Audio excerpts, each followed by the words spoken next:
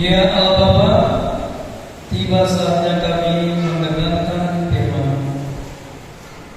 Jadikan tanah hati kami tanah hati yang subur untuk benih firman-Mu, supaya firman itu bertumbuh berbuah di dalam kehidupan kami sehari-hari. Dan kami oleh karena pertolongan Roh Kudus boleh hidup semakin menyukai hati-Mu. Berfirmanlah dalam nama Tuhan Yesus. Haleluya. Amin.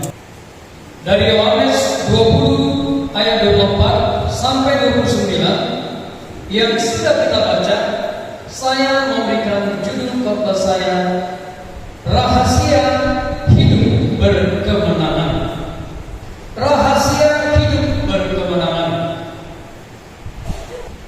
Saudara yang terkasih, kalau dikatakan hidup berkemenangan, itu adalah kehidupan di mana kita mengalami kuasa kebangkitan Kristus yang mengalahkan maut, mengalahkan kuasa iblis.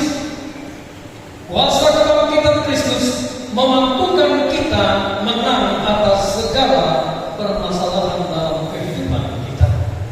Yohanes 20 ayat 24 25. Tetapi Thomas, seorang dari ke-12 murid itu yang disebut Didimus, tidak ada bersama-sama mereka ketika Yesus datang ke situ. Maka kata murid-muridnya yang lain itu kepadanya, kami telah melihat Tuhan. Tetapi Thomas berkata kepada mereka, sebelum aku melihat bekas paku pada tangannya, dan sebelum aku mencucukkan jariku ke dalam bekas paku itu, dan mencucukkan tanganku ke dalam lambungnya, sekali-kali aku tidak akan percaya. Inilah yang terjadi di dalam kehidupan Thomas, salah satu dari 12 rasul Kristus. Padahal Didimus, Thomas sudah bersama-sama dengan Yesus sampai dia akhirnya ditangkap, disalibkan, kemudian mati. Tentunya dia sudah mendengarkan pemberitahuan Kristus sampai 4 kali tentang kematian dan kebangkitannya. Amin. Amin ya. Benar atau tidak? Ya. Dia bersama dengan Yesus, dia sudah mendengar Yesus berbicara, menubuatkan tentang kematian dan kebangkitannya. Tetapi yang terjadi, dia tidak percaya. Dia ragu. Muridnya berkata, kami sudah melihat Tuhan. Dia bilang, kalau aku belum melihat langsung, aku tidak percaya. Amin. Jemaat Tuhan, keadaan ini sering kita alami dalam hidup, baik pribadi, rumah tangga, keluarga, dan gereja. Kalau ada hal-hal yang mungkin kita tidak bisa lihat langsung, yang menjadi kebutuhan kita, yang menjadi program-program yang sudah kita buat, kok belum terjadi, kok belum ada nampak kelihatan buahnya, kita akhirnya menjadi lemah dan mundur. Hidup berkemenangan, Tuhan ingin berkata, pegang firman-Ku. Firman-Ku tidak pernah salah. Kalau aku katakan aku mati dan bangkit pada hari yang ketiga, faktanya itu diwujudkan. Kalau Tuhan berkata, percaya kepadaku, maka semua berkat ini akan kucurahkan kepadamu. Percaya, pegang. Kalau kita tidak percaya Yesus, firman-Nya, pemeliharaannya atas hidup kita, rumah tangga kita, keluarga kita, gereja ini, kita adalah orang-orang yang kalah dalam hidup. Thomas ada di dalam ketidakpercayaan, keraguan, kebimbangan. Dia ingin fakta dulu baru percaya. Memang kelihatannya secara manusia logis. Amin. Kalau dalam kehidupan sehari-hari memang wajar kalau kita tidak mudah percaya dengan perkataan orang. Itu bagus. Tapi kalau kita tidak percaya perkataan Yesus, ini celaka. Amin. Tuhan marah sama kita. Kalau ada orang memberitakan berita begini, suami selingkuh, istri selingkuh, jangan cepat percaya. Kenapa? Itu bukan firman Tuhan.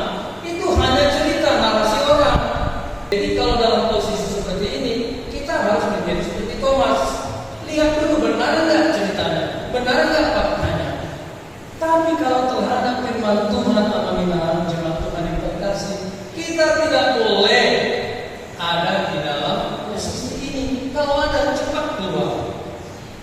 Amin. Firman Tuhan tidak pernah salah. Kata-kata manusia, cerita manusia, walaupun sebegitu hebatnya meyakinkan orang lain, belum tentu kebenarannya. Makanya jangan ditelan bulat. Amin. Jemaat Tuhan yang terkasih, karena kasih Allah, kita sudah ditebus di dalam Kristus Yesus. Kita tidak dibiarkan hidup di dalam keraguan, kebimbangan. Kita punya Allah yang luar biasa. Kita punya Yesus yang sangat mengasihi kita. Nah, perhatikan. Saya bacakan dulu ayat 26 sampai 28. 8 hari kemudian murid-murid Yesus berada kembali dalam rumah itu, dan Thomas bersama-sama dengan mereka. Sementara pintu-pintu terkunci, Yesus datang dan Ia berdiri di tengah-tengah mereka dan berkata, "Damai sejahtera bagi kamu." Kemudian Ia berkata kepada Thomas, "Taruhlah jarimu di sini dan lihatlah tanganmu, ulurkanlah tanganmu dan cucukkanlah ke dalam lambungku, dan jangan engkau tidak percaya lagi, melainkan percaya." Jemaat Tuhan yang terkasih, hal yang selanjutnya yang perlu kita ketahui dari perikop ini, Yesus menjawab ketidakpercayaan Thomas. Yesus memberikan solusi kepada kita yang ragu. Yesus menolong kita yang bimbang, yang tidak percaya. Itulah luar biasanya Tuhan kita. Amin. Kalau orang kita nggak percaya, kok bisa? Salam terpuruk, salam dulu gimana? Oh emang hidup saya libur dari anak usia, kok bisa? Amin. Tetapi Tuhan berbeda. Walaupun Dia tahu Thomas tidak percaya, walaupun Dia tahu Thomas ragu, Dia memberikan solusi. Dia berkenan dan mau menolong murid-muridnya, mau menolong Thomas. Tuhan menginginkan kita juga seperti Tuhan Yesus. Kalau ada orang yang ragu yang bimbang, sampaikan firman, tunjukkan jalan yang benar. Perhatikan dengan baik. Yang tadinya dia punya respon yang buruk, yang tidak benar, tidak percaya kepada kebangkitan Kristus. Kemudian di ayat 28, Thomas menjawab dia, "Ya Tuhan dan Allahku." Tuhan Yesus menolong dia dan akhirnya dia pulih dari ketidakpercayaan, keraguannya, kebimbangannya. Pernyataan ini merupakan wujud respon yang berubah dari yang tidak benar menjadi respon yang benar. Thomas menjawab dia, "Ya Tuhanku dan Allahku." Ini artinya apa? Dia menjadi percaya setelah melihat, tetapi dia juga di dalamnya ada penyesalan. Kenapa aku begitu sulit mempercayai Tuhanku yang telah bersama-sama dengan aku 3,5 tahun? Kenapa aku tidak percaya kepada berita yang disampaikan, nubuat yang disampaikannya? Tetapi itu tidak menjadi masalah bagi Tuhan. Yang penting sekarang engkau sudah berubah, responmu menjadi benar. Jadi jemaat Tuhan yang terkasih, apapun keadaan kita, mungkin kita selama ini ragu, bimbang, mungkin selama ini kita menjadi jauh dari Tuhan, mungkin selama ini kita sulit untuk mempercayai Tuhan, mempercayai firman-Nya. Katakan dan berdoa kepada Tuhan, tolong aku. Amin. Kita butuh pertolongan Tuhan. Dan lihatlah, kalau Yesus saja mati untuk dosa kita, masakan Dia membiarkan kita di dalam keraguan kita, di dalam keterpurukan kita, di dalam kelemahan kita, di dalam kebimbangan kita, di dalam kondisi di mana kita mungkin sudah mulai abai dan tidak ada lagi gairah untuk mengasihi Tuhan, melayani Tuhan.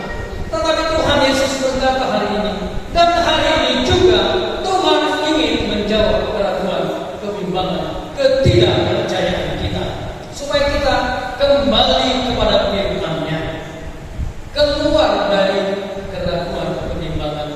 ketidakpercayaan kita. Ayat ke-29 saya bacakan untuk kita semua. Kata Yesus kepadanya, "Karena engkau telah melihat aku, maka engkau percaya. Berbahagialah mereka yang tidak melihat namun percaya." Jemaat Tuhan yang terkasih, rahasia hidup berkemenangan, rahasia hidup di mana kita terus berjalan berpegang kepada firman-Nya, manakala keadaan, harapan, keinginan kita tidak terwujud, bahkan masalah demi masalah datang ke dalam hidup kita. Kalau kita ingin menang, rahasianya adalah iman. Saya membacakan 1 Yohanes 5 ayat 4 dan 5. Sebab semua yang lahir dari Allah mengalahkan dunia, dan inilah kemenangan yang mengalahkan dunia, iman kita.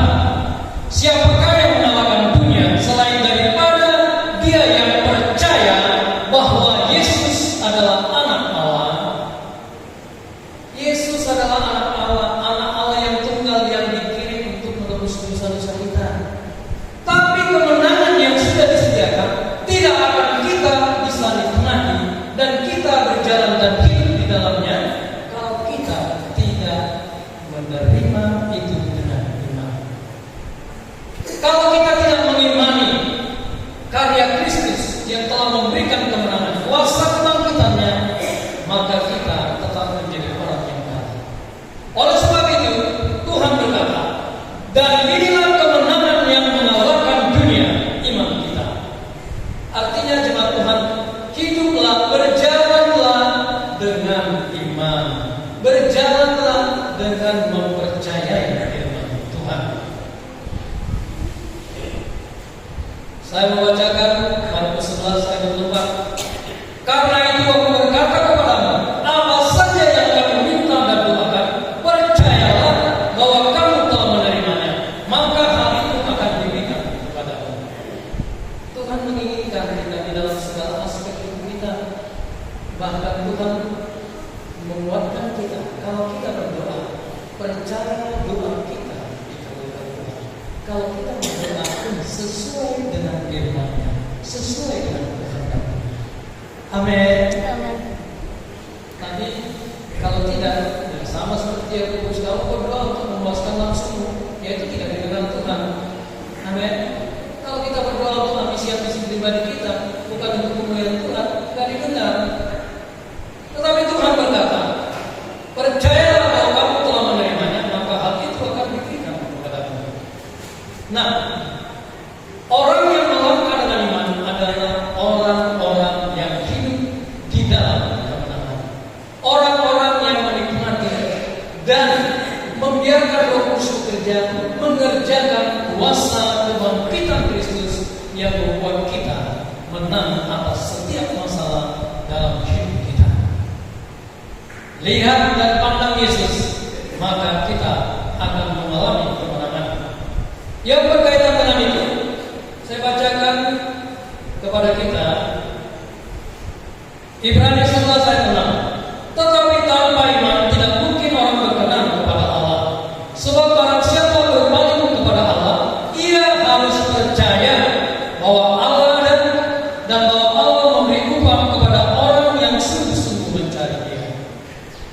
Jadi tanpa iman, jemaat Tuhan yang terkasih, kita ini tidak berkenan dengan Tuhan. Bukan Tuhan yang tidak mau menerima kita, tapi ketidakpercayaan, keraguan, kebimbangan, di mana kita menolak firman Tuhan, tidak percaya kepada firman-Nya. Ini yang menghalangi kita untuk berkenan di hadapan Allah. Hidup yang menyukakan hati Allah itu adalah hidup yang digerakkan oleh iman kepada Kristus, oleh iman kepada firman-Nya. Kalau kita bekerja, berjalan, melayani sekalipun, kalau tidak dengan iman, sia-sia pelayanan kita.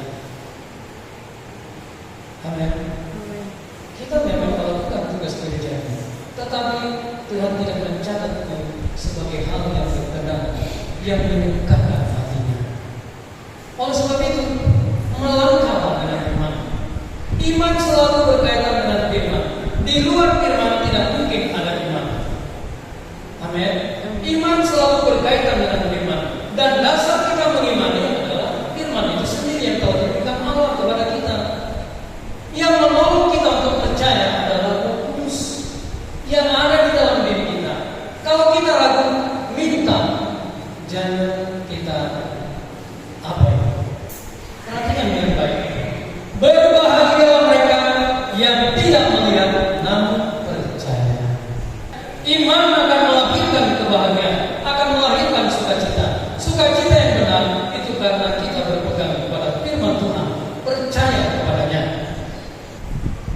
Sederhana jemaat.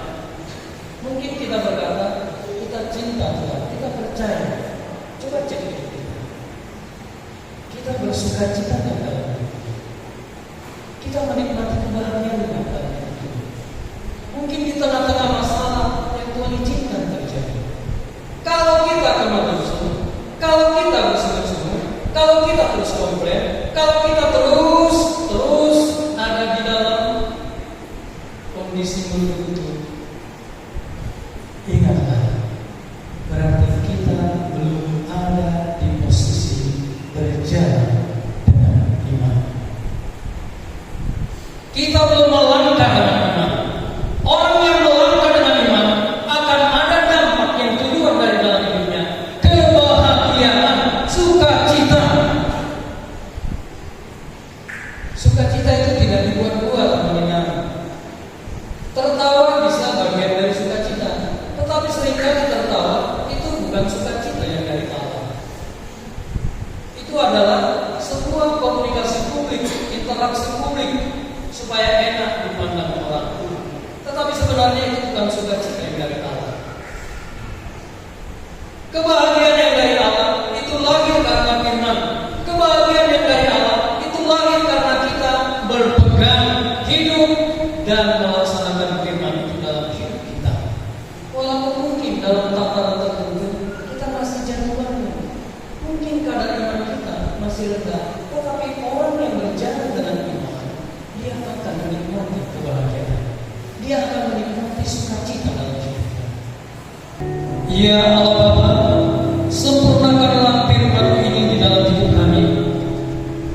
Biarlah oleh anugerah-Mu yang dikerjakan Roh Kudus, kami menjadi orang-orang yang hidup di dalam kemenangan. Hati kami melimpah dengan syukur, dan kami berjalan karena percaya, karena iman, bukan dengan melihat. Terima kasih Bapa, dalam nama Tuhan Yesus. Haleluya.